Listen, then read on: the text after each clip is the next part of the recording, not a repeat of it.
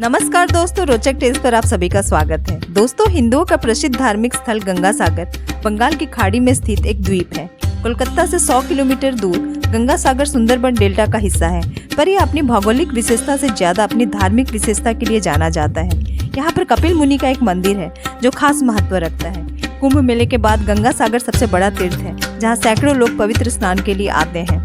हर साल मकर संक्रांति के समय गंगा स्नान के लिए देश भर से लाखों श्रद्धालु गंगा सागर पहुंचते हैं। तब वहां एक विशाल मेला लगता है। यही गंगा सागर के तट पर कपिल मुनि का एक सुंदर मंदिर है। इस मंदिर का संबंध गंगा अवतरण की कथा से भी है।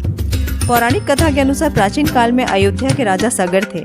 महाराजा सगर के 60,000 पुत्र थे। एक बार महाराजा सगर ने अश्वमेघ यज्ञ करने का विचार किया और अश्वमेघ यज्ञ के घोड़े को छोड़ दिया, लेकिन स्वर्ग के राजा इंद्र यज्ञ को किसी भी हालत में असफल करना चाहते थे, तो उन्होंने अश्वमेघ का घोड़ा पकड़कर महर्षि कपिल के आश्रम में छिपा दिया।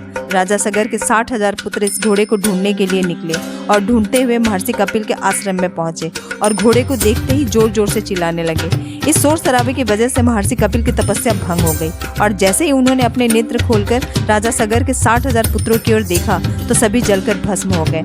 अब अयोध्या के राज परिवार पर इन सभी मृत आत्माओं की मुक्ति की जिम्मेदारी थी। इसके लिए राजा सगर, उनके बाद अंशुमन और फिर महाराजा दिलीप, तीनों ने मृत आत्माओं की मुक्ति के लिए घोर तपस्या की ताकि वह गंगा को धरती पर ला सके और गंगा जल से अपने पूर्वजों को मुक्ति दिला सके, किंतु इनमें से कोई भी सफल नहीं हो पाया और अपने प्राण त्याग दिए।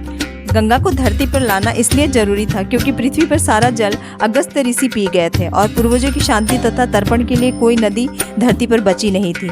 बाद में महाराजा दिलीप के पुत्र भागीरथ, जब उन्होंने गंगा को धरती पर लाने के लिए घोर तपस्या की और उनकी तपस्या से प्रसन्न होकर एक दिन ब्रह्मा जी प्रकट हुए और भागीरथ को वर मांगने के लिए कहा। तब भागीरथ ने गंगा जी को अपने साथ धरती पर ले जाने की बात कही और कहा कि वो गंगा जल से अपने 60,000 पूर्वजों की मुक्ति करना चाहते हैं। तब ब्रह्मा जी ने कहा कि मैं गंगा को तुम्हारे साथ भेज तो दूंगा, लेकिन उनके अति तीव्र वेग को सहन कौन करेगा? इसके लिए तुम्हें भगवान शिव की शरण लेनी चाहिए, वही तुम्हें रास्ता दिखाएंगे। ब्रह्मा जी के आदेश मानकर भागीरथी ने भगवान शिव की तपस्या एक टांग पर खड़े होकर की। भागीरथ के तप से प्रसन्न होकर महादेव गंगा जी को अपनी जटाओं में रोकने को तैयार हो गए और गंगा जी को अपनी जटाओं में रोककर एक जटा को पृथ्वी की ओर छोड़ देते हैं। इस प्रकार से भागीरथ को गंगा के पानी से अपने पूर्वजों को मुक्ति दिलाने में सफल हो सके।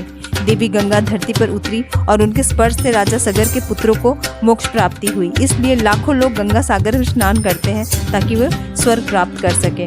गंगा सागर आने वाले लोग कपिल मुनि के मंदिर में पूजा अर्चना जरूर करते हैं। मंदिर के अंदर मां गंगा की मूर्ति है। इसके अलावा देवी लक्ष्मी और घोड़े को पकड़े हुए राजा इंद्र और कपिल मुनि की मूर्तियां हैं। कपिल मुनि मंदिर में पूजा के बाद श्रद्धालु चावल, तिल और तिल आदि सभी का दान करते हैं।